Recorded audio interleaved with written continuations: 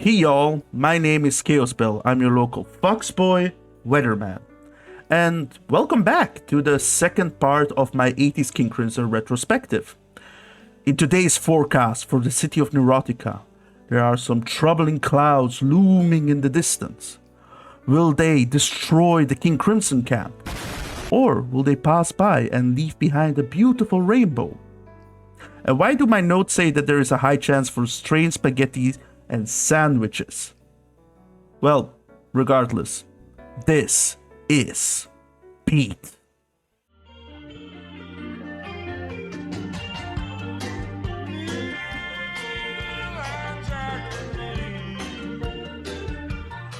Alright, so it's 1981, Discipline just came out, and it was quite a big success both critically and commercially. KingCrimson entered the 80s and showed that they could hold their own against the new sounds of post-punk and new wave, but were still able to bring a progressive edge to it. Now, Discipline was a very strong artistic statement that showed a lot of intent. The question then becomes, how do you follow up an album like Discipline? Do you make an album with a similar sound to it? Do you try to push towards more innovative sounds? Do you perhaps lean into Baloo's pop sensibility? Or perhaps pull a surprise and harken back to old 70s KingCrimson? As it turns out, for Beat, the answer is yes. All of it. And as to quote Baloo on the recording of this album, Beat was the most awful record-making experience of my life and one I would never choose to repeat. On that note, let us dive into Beat. Track 1, Neal and Jack and Me. Beat starts with its best foot forward, as Neal and Jack and Me is not only an extremely strong start to the album, but is also my favorite song on here and might be within my top 3 favorite KingCrimson tracks of all time. Why? Because this song has hooks for days. Now, to give an example, on an instrumental level, there is this interlocking guitar riff that goes between the two guitarists and the upper range of the Chapman stick, and this riff appears at the beginning of the song and returns at the end, and I'm genuinely in love with this riff. Like, this guitar riff is the prettiest sounding guitar riff I think I've ever heard. The rest of the song is also quite fun, with the Chapman stick being a very prominent element on this song. Now, with Neal and Jack and Me, I feel like we are somewhat picking up where Discipline left off. And for me personally, that's a big thumbs up, as I, as previously mentioned, adore Discipline. Now, where some weirdness starts showing up is in the lyrics, which I think are extremely hooky and memorable. Some of my favorite standout moments on this song are the classic "I'm Wheels" and the "Strange Spaghetti," and of course, "The Insane Alone at 4 a.m. Baloo is absolutely flexing his skills as a lyricist, but also as a vocalist. The chorus of this song has been running non-stop through my head for the past couple of months. I don't know what he was on when he was writing this, but my man's was cooking. Now, the title comes from Baloo imagining himself traveling across the USA and Paris with Neal Cassidy and Jack Kerouac, sorry for butchering the name, who were part of the Beat Generation poetry movement, who were an inspiration for the title of this album and a lot of the songs on this album. Well, actually, speaking of Beat, track 2, Heartbeat. Heartbeat is an interesting moment on the track list of Beat. Like, this song is significantly more approachable and feels like a straight up pop rock song. It is actually mostly led by Baloo's pop sensibilities, by which it has a more conventional structure, the experimental KingCrimsonisms are dialed back a bit, and the song focuses a lot more on Baloo's lyrics and vocals. Baloo is actually singing some rather poetic lyrics describing making music as, I think, a metaphor for making love, and he has an impeccable delivery. Like, for as much as he has it in him to do these weird spoken track songs, he can also sell songs like this, as he also has done on Discipline, like on Mate Kudasai. In hindsight, Baloo has mentioned that perhaps this track should not have been included on this album. There's also another track that he has the same feelings about that will come a little bit later. But I totally disagree. Yes, this song kind of stands out as being significantly more conventional compared to a lot of KingCrimson tracks, even from this era, but I have grown to adore this song, and I think that the flow of the album definitely loses out if this song isn't here. And don't worry, there is definitely some KingCrimson shenanigans going on here, like that guitar solo that sounds like it was recorded and then flipped backwards, which has this really cool texture and adds a lot of flair to the track without being too weird. I think that if you were to remove heartbeat from this album, you would actually be kind of removing the heartbeat of this album. Sorry for the pun. Track 3, Satori In Tangiers. This song is the first instrumental track on the album, and it is mostly led by the Chapman stick groove of Tone 11. Now, this song is actually mostly a vehicle for a very extended Fripp guitar solo. And to be honest, this track just doesn't hit me the way I want it to hit. Like, the main riff is a bit bland in my opinion, and there isn't really any part of the song that stands out that much to me. Even the Fripp solo sounds like I've kind of heard it already before. The song doesn't really build to anything, and at the end it just kind of stops.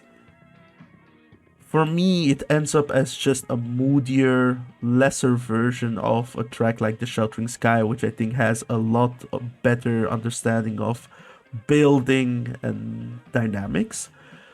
But that said, this song is somewhat of a vibe. Usually I'll just leave it on, and whilst it is a bit of a lesser track on the album for me, I don't dislike it. I usually don't skip it, but I do find it a bit forgettable, especially compared to some of the other tracks on here. Track 4, Waiting Man. Following up Satori, we immediately have another highlight on the album, being Waiting Man.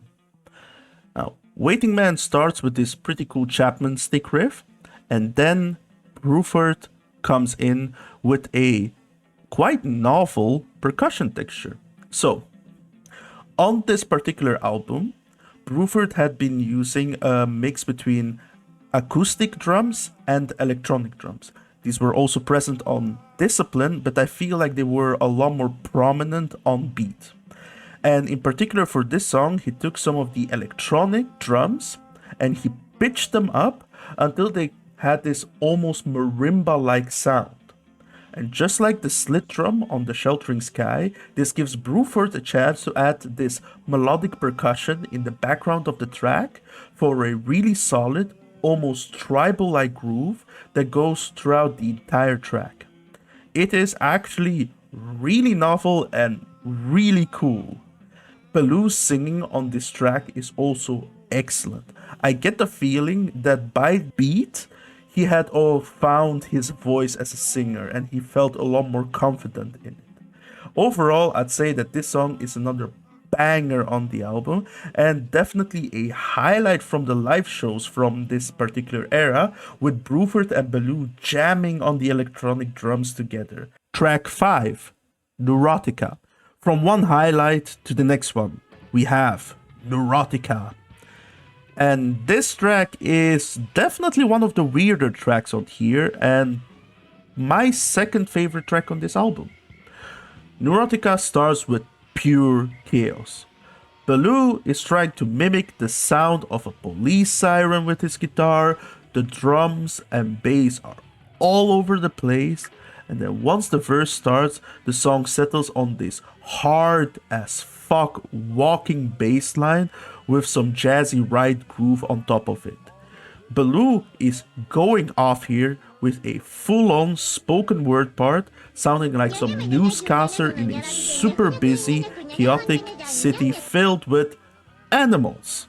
The song mellows out a bit towards the middle, with some lovely interlocking guitar parts, with Bruford actually doing some discipline-like tom work on top of it, adding this tribal feel.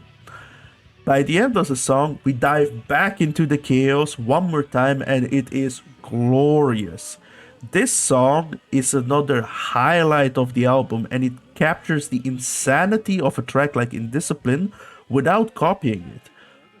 I think that this is the heaviest song on the album, and it is so incredibly fun. Two side notes. First of all, during the 90s era of KingCrimson, when they had the double trio lineup, they reworked some of the 80s songs for the live shows, and the reworked version of Neurotica is fucking phenomenal. Like, it is my favorite song from those setlists, and a top contender for live KingCrimson tracks. I think the only track that beats it for me is like the recent recordings of Starless. Secondly, I know that KingCrimson is not necessarily a band that particularly cared about the concept of a music video, as I don't think they had any, but I genuinely believe that this song deserved one. Like, imagine an animated music video for this song where you get to see all the animals and all the wildness that goes on within the city of Neurotica. I don't know. I think that would absolutely slap, but it might be just me. Track 6, Two Hands. After Neurotica, we get a bit of a softer song that sees the return of the slit drum. Shout out to Bruford on this one. So, a bit like the Sheltering Sky, on this song we have a soft percussive texture creating a groove in the background of the song. This song is actually also mostly about the gentle guitar by Baloo and a lovely solo from Fripp. Adrian Baloo once again shines on this song as he's painting some rather sensual lyrics, apparently written by his wife. I don't know, he really has it in him to make these more soft sounding songs that just work with the KingCrimson elements. This is actually the second track that Baloo was talking about that probably shouldn't have made the album, but once again, I absolutely disagree. This is a very sensual track, but with KingCrimson weirdness.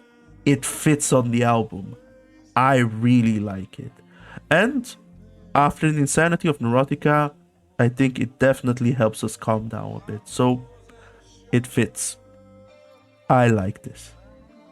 One might even say that this track fits on this album like two hands. Again, sorry for the pun. Track 7, The Howler. Unfortunately, beat takes a little bit of a dip around The Howler for me. Like, this is another song that doesn't completely work for me. I will say for the plus points, there's this fun little funk break in the middle of the song, which is pretty cool. The drumming is, as per usual, very solid. And there is this super atonal guitar solo by Baloo that goes incredibly hard. Like, apparently, this solo was done by just using the feedback from his guitar amp and some special pedals. An example of this was actually used with the Talking Heads, as you can see in this particular clip.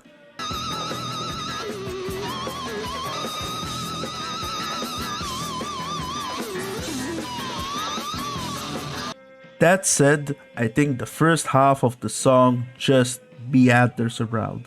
Like, the main riff just doesn't stick with me, the vocals sound odd and a bit slurred, and they just don't really benefit the song in my opinion. Yeah, unfortunately, the Howler is a bit of a weaker track for me, but usually, once again, I'm not skipping it. I think it's just okay compared to the greatness that is on this album. Track 8, Requiem. Okay, so finally we have reached the end of the album, and we end on a very strange note. So, Requiem harkens back to songs from OG 70s KingCrimson, like Trio or Providence. Namely, these are songs where everybody is improvising at the same time. Here, the new KingCrimson lineup tried to also take a stab at this particular songwriting method. The song starts quite calmly with a vibratronic loop. Slowly but surely, more and more instruments start coming in and piling up on the song as the chaos is increasing, the atonality is increasing until we reach peak during the final minute of the song, and it is pure atonality, pure chaos. Now, personally, I have never been the biggest fan of these pure improv KingCrimson tracks, but I do kinda dig Requiem. Perhaps it's just the sound of 80s new wave timbre used in such a prog way that sounds quite novel to me. It's definitely unique, and at the end of the album, it cements the fact that this lineup of KingCrimson was not afraid to take risks. That said, I feel like Requiem requires you to be in a certain vibe to enjoy it. Sometimes I'm in the mood for it, and sometimes I'm just not in the mood for it and I'm skipping it. It is a lot, it is really out there. It is definitely not for everybody. That said, it would definitely be cool if KingCrimson were to continue to explore further down this path. Cough, cough, cough. Bonus track, Absent Lovers. Alright, so Beat ends with Requiem, which I think was a really strong move by the band. But when the album was put on streaming, 2 bonus tracks were added.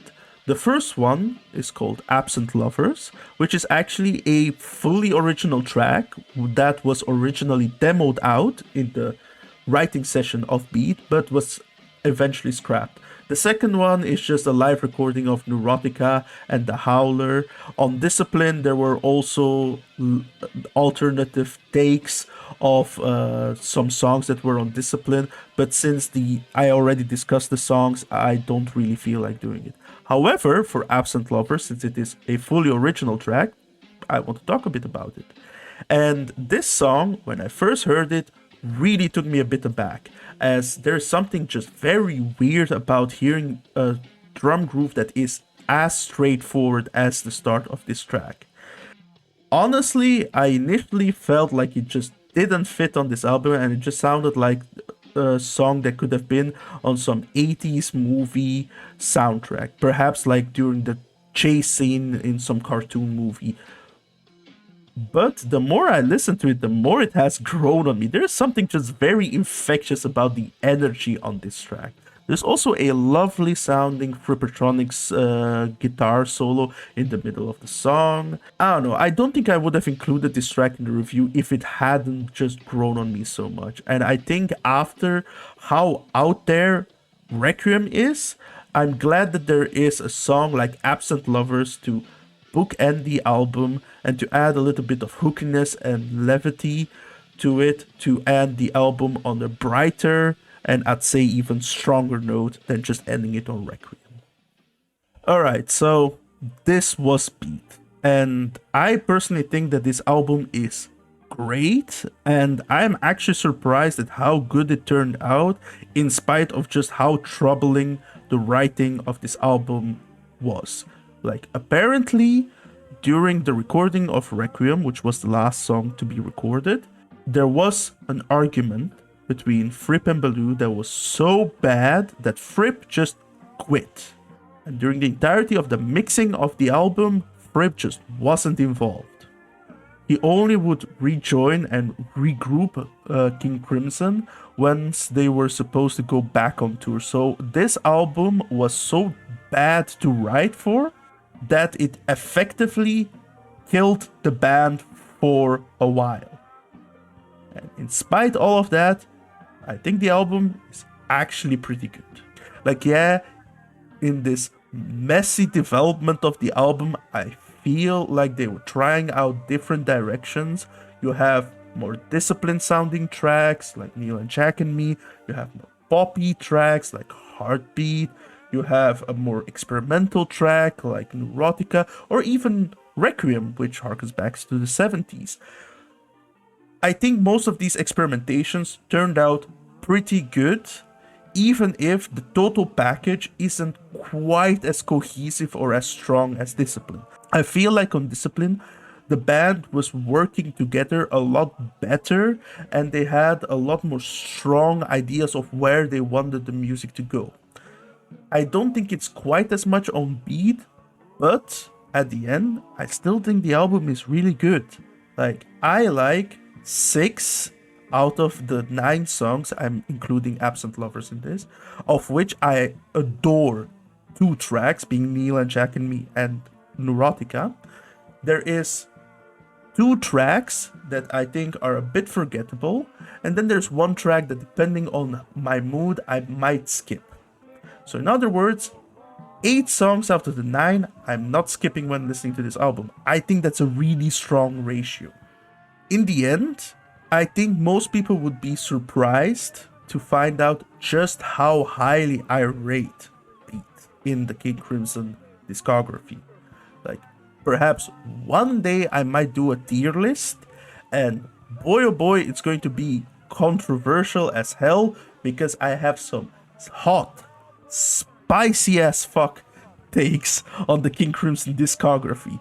Beat being a top album for me, I don't think is even the worst take that I have on here. But in the end, if this review has made you curious for the album, I think I would highly recommend you check out Neal and Jack and Me, Neurotica, and Waiting Man. If you like these songs, there will most likely be something for you on this album. If you don't like them, I don't think this album will speak to you that much. So, Beat actually tore KingCrimson apart, but in the end they regrouped and they made it through with a great album to come out of it. But now the question becomes once again, where do you take your sound for the next project? I think for the next one, you could not rely again on trying to sound like Discipline. I think here it was imperative to really try and go down new different paths. Do you perhaps go further down the catchiness provided by Baloo? Or do you perhaps go further down some more experimental ideas, or even like the improvisations like Requiem?